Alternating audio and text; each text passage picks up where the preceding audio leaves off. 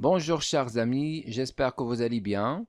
Dans cette vidéo, je vais corriger avec vous l'exercice de pendule pesant et pendule de torsion, qui est l'extrait de l'examen national 2011 sciences mathématiques session rattrapage, dans lequel on va faire une étude énergétique pour montrer comment transformer un oscillateur de période indépendante de l'amplitude du mouvement.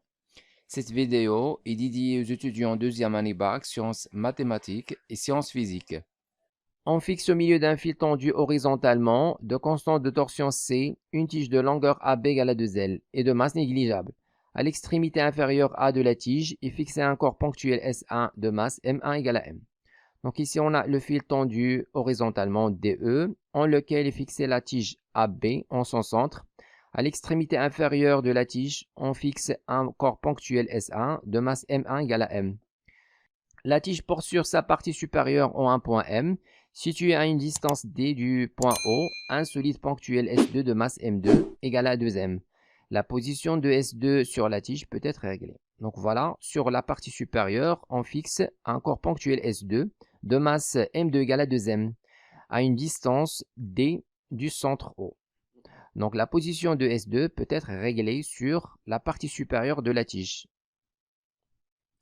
On désigne par J delta le moment d'inertie du système constitué par la tige AB et les solides S1 et S2 par rapport à l'axe de rotation delta qui est confondu avec le fil de torsion. Donc l'axe de rotation delta est confondu avec le fil de torsion DE. On écarte la tige AB de sa position d'équilibre vertical d'un angle θm dans le sens positif, puis on la libère sans vitesse initiale. Elle effectue alors des oscillations dans le plan vertical. Donc voilà, alors lorsque la tige est en état d'équilibre, l'angle θ est égal à 0. Alors premièrement, on écarte la tige de sa position d'équilibre par un angle θm, puis on la libère sans vitesse initiale. Alors il va effectuer des oscillations autour de sa position d'équilibre stable. On repère à chaque instant la position de la tige AB par l'angle θ qu'il forme avec la verticale passant par O, comme l'indique la figure 1. On néglige tous les frottements. L'expression de l'énergie potentielle de torsion dans le cas étudié est EPT égale à 2Cθ au carré plus constante. Donc ici, on vous donne l'expression de l'énergie potentielle de torsion. On choisit comme état de référence de l'énergie potentielle de pesanteur le plan horizontal contenant le point O, c'est-à-dire le plan horizontal qui passe par le point O. Donc c'est la référence pour l'énergie potentielle de pesanteur. Et comme état de référence pour l'énergie potentielle de torsion, c'est lorsque θ égale 0, c'est-à-dire lorsque le fil n'est pas tordu. Alors, première question, montrer que l'expression de l'énergie mécanique EM de l'oscillateur s'écrit sous la forme EM égale 1 demi G delta, θ point au carré, plus 2m G facteur D moins L sur 2, facteur cosinus θ, plus 2Cθ au carré. On exprime l'énergie mécanique de l'oscillateur par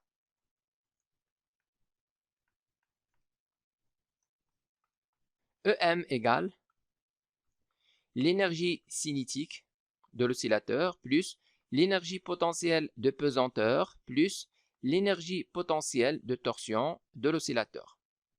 On exprime tout d'abord l'énergie cinétique avec EC égale 1 demi G delta θ point au carré et l'énergie potentielle de pesanteur s'exprime par, donc ici en fait on a l'énergie potentielle de pesanteur du solide S1 plus l'énergie potentielle de pesanteur du solide S2. Donc en fait on va écrire ici plus MA GZ1 plus M2 GZ2 plus constante. Donc il faut faire attention, l'axe OZ est ascendant, c'est-à-dire dirigé vers le haut. Donc il faut faire attention. On met ici plus MGZ. Alors on détermine tout d'abord la constante. Alors dans l'énoncé on dit que à Z égale 0, l'énergie potentielle égale 0. Donc AZ égale à Z1 égale à Z2 égale à 0. L'énergie potentielle de pesanteur est nulle. Donc, on va voir ici M1G fois 0 plus M2G fois 0 plus constante égale à 0. Donc, L'énergie potentielle de pesanteur est égale à M1. Alors, M1, dans l'énoncé, on dit que M1 est égal à M. Donc, on remplace par M, G, Z1, plus... Alors, dans l'énoncé, on dit que M2 est égal à 2M. Donc, M2 égale à 2M, on remplace par 2M, G, Z2. Maintenant, on va déterminer Z1 et Z2. On a Z1 égale... Alors, Z1, c'est la cote du solide S1. Donc, on va projeter sur l'axe OZ. Donc, voilà l'axe OZ, c'est celui-là. Donc, c'est ça, l'axe OZ. Donc, on va projeter sur l'axe OZ. Donc, voilà Z1. Alors, pour déterminer Z1, il suffit de calculer cosinus θ. Alors, cos θ égale à l'adjacent qui est Z1. Donc, il faut faire attention ici, Z1 est négatif. Donc, voilà l'origine. Donc, Z1 est négatif. Donc, on va mettre moins Z1 sur l'hypoténuse. Alors, l'hypoténuse ici, c'est L. Alors, donc, la tige AB est de longueur 2L. La moitié, c'est L. Donc, ici, en fait, on a L. Donc, moins Z1 sur L. Alors, c'est quoi Z1 dans ce cas? C'est moins L cos θ. Donc, on remplace Z1 par moins L cos θ. Et Z2 égale à. Même chose pour Z2. Donc, on va projeter ici sur l'axe Z. Donc, voilà le solide S2. C'est la cote. C'est la cote du solide S2. Donc, voilà Z2. Alors, il est positif dans ce cas. Alors, pour calculer Z2, même chose, on va calculer cos θ. Donc, ici, on a bien sûr l'angle θ. Même chose. Donc, l'angle θ, on va calculer cosinus. Alors, l'adjacent ici, c'est Z2, qui est positif. Et l'hypoténuse, c'est D. Donc, en fait, on va mettre Z2 sur D. Alors, ici, on dit dans l'énoncé que le solide S1 fait une distance D avec l'origine O. Donc, cette distance OM est égale à D. Donc, voilà, c'est ça. Voilà O et voilà M. Donc, la distance entre les deux, c'est D. Donc, c'est ce qu'on a fait ici. Donc, alors, Z2 est égal D fois cos θ. Alors, maintenant, on remplace dans l'énergie potentielle de pesanteur d'eau. L'énergie potentielle de pesanteur est égale mg, donc mg, Z1, on remplace par moins L cos θ. Donc, moins L cos θ, plus 2m, g, Z2, on remplace par D cos θ. Donc, voilà l'énergie potentielle de pesanteur. On va encore factoriser. Donc, factoriser par 2mg cos θ. Alors, ici, il reste D. Ici, il reste moins L sur 2. Voilà, maintenant, on passe à l'énergie potentielle de torsion. Donc, c'est ce qu'il nous reste. Alors, toujours dans l'énoncé, on dit que l'énergie potentielle de torsion du système est égale à 2c θ au carré plus constance. Donc, il est déjà donné dans l'énoncé. On a l'énergie potentielle de torsion est égale à 2c θ au carré plus constance. Alors, pour déterminer la constance, on va utiliser la référence. Alors, dans l'énoncé, on dit que l'énergie potentielle de torsion, quand θ est égal à 0, est nulle. Donc, on aura ici, on va remplacer 2c fois 0. Donc, fois 0 plus la constante égale 0. Ça veut dire que la constante est nulle. Alors, l'énergie potentielle de torsion est égale à 2c θ au carré. Voilà, maintenant, on va remplacer. On va remplacer, on a l'énergie mécanique, on remplace, c'est la somme de l'énergie cinétique plus l'énergie potentielle de pesanteur plus l'énergie potentielle de torsion. Alors, l'énergie cinétique, c'est 1 demi G θ, θ point au carré. Par suite, l'énergie mécanique est égale, l'énergie cinétique, c'est 1 demi G delta θ point au carré plus l'énergie potentielle de pesanteur. On va remplacer par ça. Donc, c'est 2mg cos θ. Donc, on va mettre cos θ dans l'autre côté. Alors, 2mg facteur d moins L sur 2 facteur cos θ. Il reste finalement l'énergie potentielle de torsion, donc plus 2Cθ au carré. Voilà, c'est la formule qu'il fallait démontrer. Comme vous voyez ici, 1 demi G delta point au carré, 2mg d moins L sur 2, facteur cos θ plus 2Cθ au carré.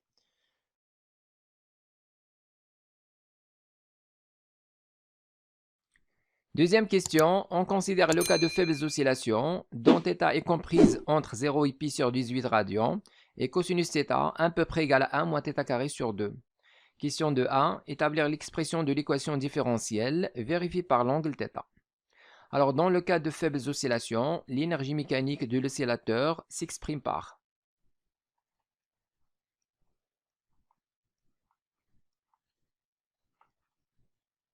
on va écrire EM égale 1 demi G delta, θ point au carré, plus 2 mg 1, ou bien d moins L sur 2. Alors, on va remplacer cosinus θ par 1 moins θ carré sur 2, plus 2c θ au carré. Alors, puisque les frottements sont négligés, alors l'énergie mécanique de l'oscillateur se conserve.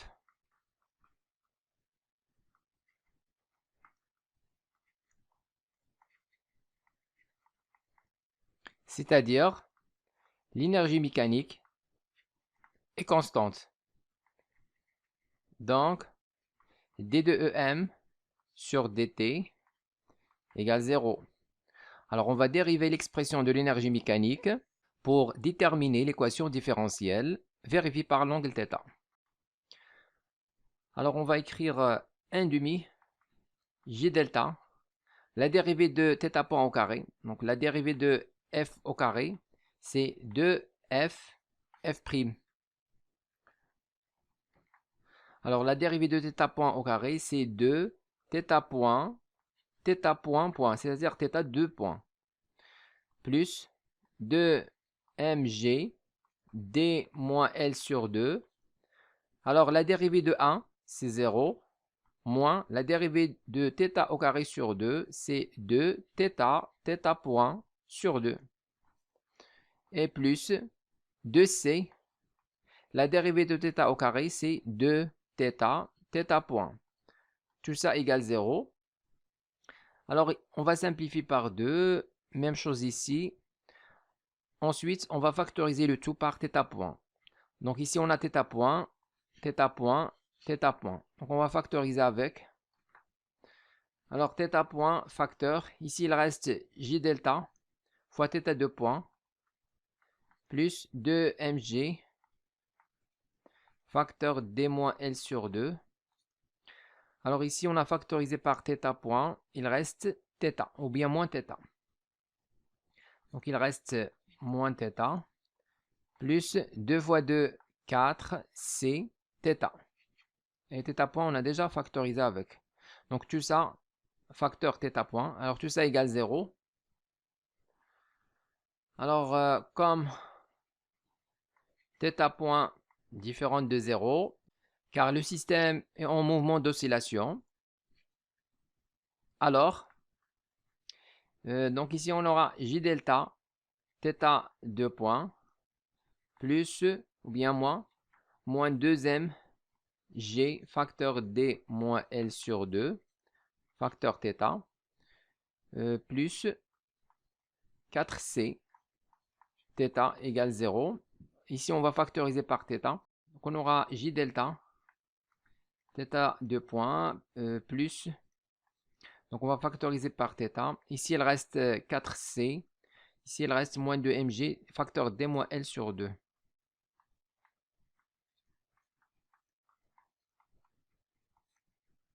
Alors, le tout facteur θ égale 0. Maintenant, on va diviser le tout par G delta. On aura θ 2 points, plus. Donc, le tout sur G delta. On va mettre 4C moins 2mg facteur D moins L sur 2. Alors tout ça fois θ égale 0. Donc voilà l'équation différentielle de l'oscillateur.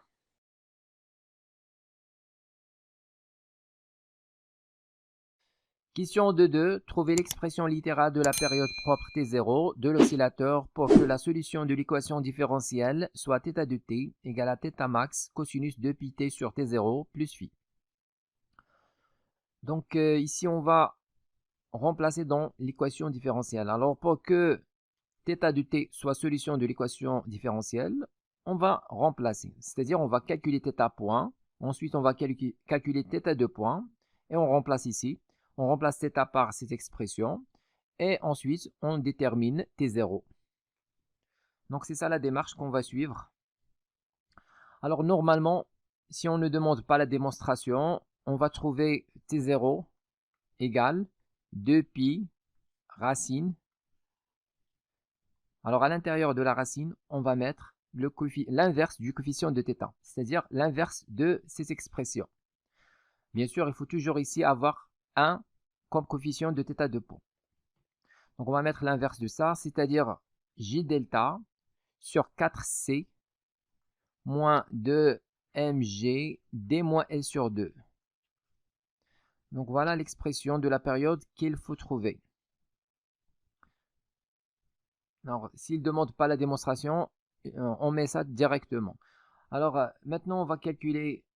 Donc on a déjà θ de t égale θ max cos 2π sur t0 fois t plus phi.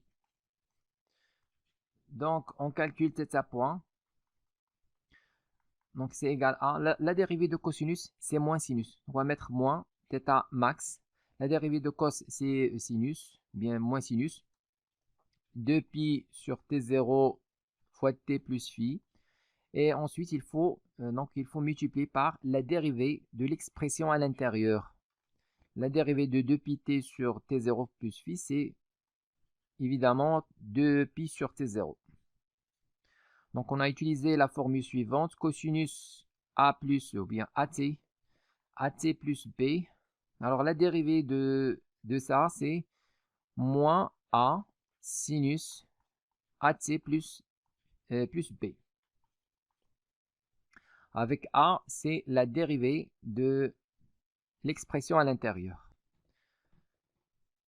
Voilà, maintenant on va calculer θ de point.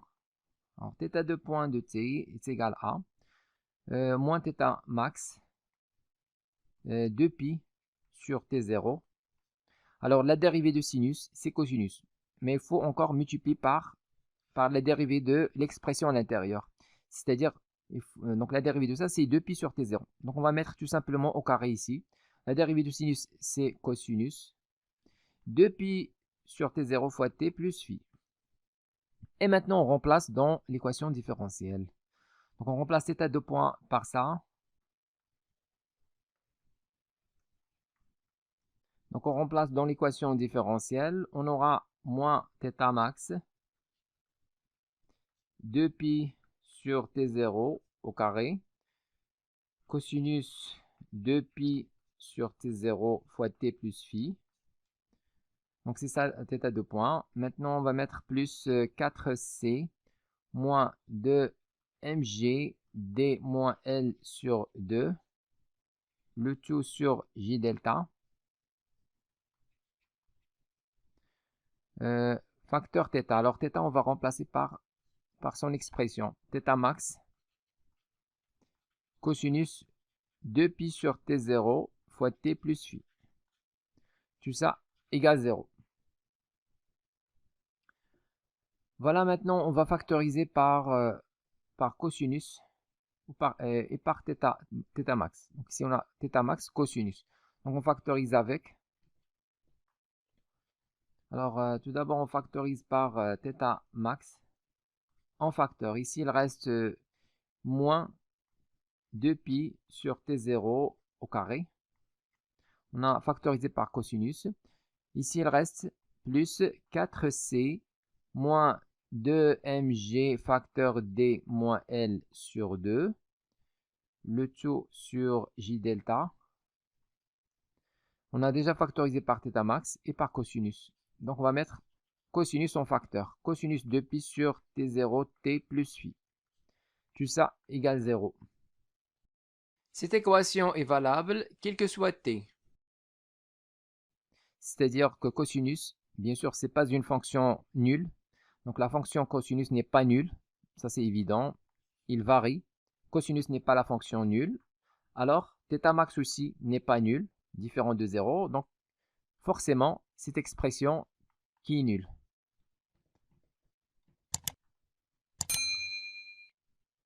Donc, on va avoir moins 2pi sur T0 au carré plus 4c moins 2mg d moins L sur 2 sur J delta égale 0. D'où, alors, ce terme de l'autre côté, je vais avoir 2pi. Donc, 2pi sur T0 au carré égale à 4c moins 2mg d moins L sur 2, le tout sur J delta. Donc ici, on a 2pi sur T0 au carré. Alors, on va éliminer le carré en mettant la racine. Donc, on va faire passer ce terme de l'autre côté et on applique la racine. Donc, on va avoir 2pi sur T0 égale la racine de cette expression. Alors, voilà maintenant pour déterminer T0. Alors, T0 égale A. Alors, ici, on a T0 au dénominateur. Donc, l'autre côté, donc, il sera au numérateur. Je vais avoir T0 au numérateur. Donc, 2pi. Alors, la racine, dans l'autre côté, on va diviser par. C'est-à-dire, tout simplement, on va mettre racine de l'inverse. J delta sur 4c moins 2mg d moins L sur 2. Voilà, donc ici, on a A sur B égale à C sur D. Alors, on va faire passer D dans l'autre côté. Il devient au numérateur. Et A dans l'autre côté, il devient au dénominateur. Et on garde le reste.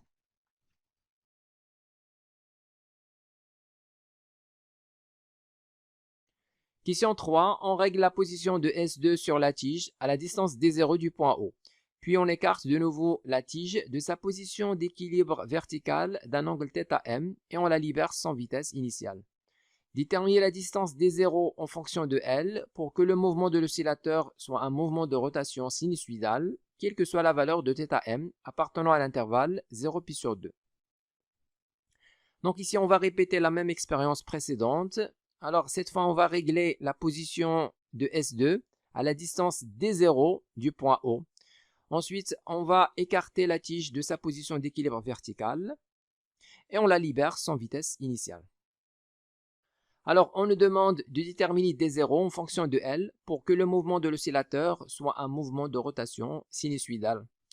Alors, pour que le mouvement de l'oscillateur soit un mouvement de rotation sinusoïdale, il faut que l'équation différentielle vérifiée par θ soit de la forme θ de point plus oméga 0 au carré θ égale 0.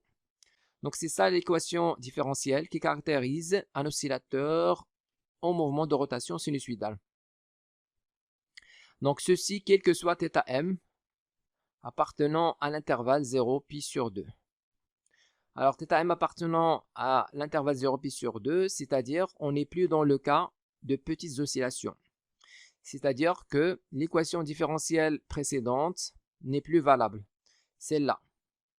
Donc, cette équation différentielle est valable dans le cas de petites oscillations, dans le cas de faibles oscillations. C'est-à-dire lorsque θ appartient à l'intervalle 0π sur 18.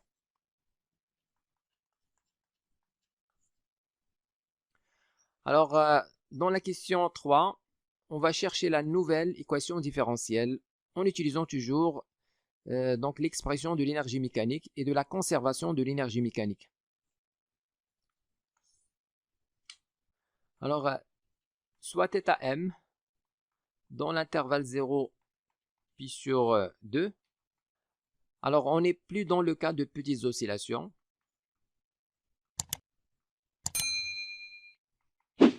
Donc, on va chercher la nouvelle équation différentielle, toujours en utilisant le fait que l'énergie mécanique se conserve. Alors, l'énergie mécanique se conserve. Donc, d de EM sur dt est égal à 0. Les frottements sont négligés. Alors, on va dériver l'énergie mécanique. Donc, on va écrire 1 demi G delta. Alors, la dérivée de θ point au carré, c'est 2 θ point, θ 2 points. Alors, maintenant, 2mg facteur d moins L sur 2. Alors, la dérivée de cosinus, c'est quoi? C'est moins θ point sinus θ plus 2c. La dérivée de θ au carré, c'est 2 θ, θ point. Tout ça égale 0. On simplifie 2 sur 2. Alors, on factorise le tout par θ point. Alors, θ point facteur. Ici, il reste j delta, θ 2 points. Ici, il reste moins 2 mg, facteur d moins L sur 2, sinus θ. Ici, on a 2 fois 2, c'est 4, donc plus 4, c'est θ. Le tout facteur θ point égale 0. Alors, comme θ point est non nul, car l'oscillateur est en mouvement, donc J delta, θ 2 points. Alors, on dérive l'énergie mécanique, donc on va écrire 1 demi J delta, θ point, donc la dérivée de θ point au carré, c'est 2 θ point, θ 2 points. Donc 2 mg facteur d0 moins L sur 2. Alors la dérivée de cosinus θ, c'est moins θ point sinus θ plus 2c. La dérivée de θ au carré, c'est 2 θ, θ point. Tout ça égale 0. On simplifie 2 sur 2 et on factorise le tout par θ point. Alors, θ point en facteur, ici il reste j delta, θ 2 points, moins 2 mg, facteur d0 moins L sur 2, sinus θ, plus 2 fois 2, 4, c'est θ. Et on factorise le tout par θ point. Tout ça égale 0. Alors, comme θ point est différent de 0, car le système est en mouvement d'oscillation, alors J delta θ 2 points plus 4c θ moins 2 mg d0 moins L sur 2 sinus θ égale 0. Maintenant, on va diviser le tout par G delta. Alors, on aura θ 2 points plus 4c sur G delta fois θ moins 2 mg d0 moins L sur 2, le tout sur G delta, facteur sinus θ. Tout ça égale 0. Alors, on sait que l'équation différentielle qui caractérise les oscillations sinusoïdales s'écrit sous la forme.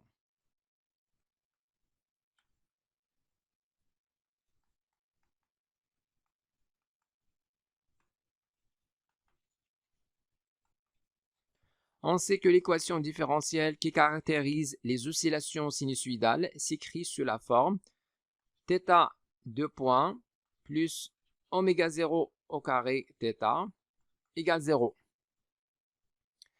Donc, pour avoir ce résultat, il faut que cette expression soit égale 0. Donc, il faut que 2mg facteur d0 moins L sur 2 sur G delta sinus θ soit égal 0. Bien sûr, quel que soit θ. Quel que soit θ appartenant à l'intervalle 0 pi sur 2. Donc, alors pour que cette expression soit nulle, quel que soit θ appartenant à l'intervalle 0 pi sur 2, bien sûr, la fonction sinus n'est pas nulle sur l'intervalle 0 pi sur 2. Et mg n'est pas nul, donc forcément, d0 moins L sur 2 qui est nul. C'est-à-dire d0 égale à L sur 2.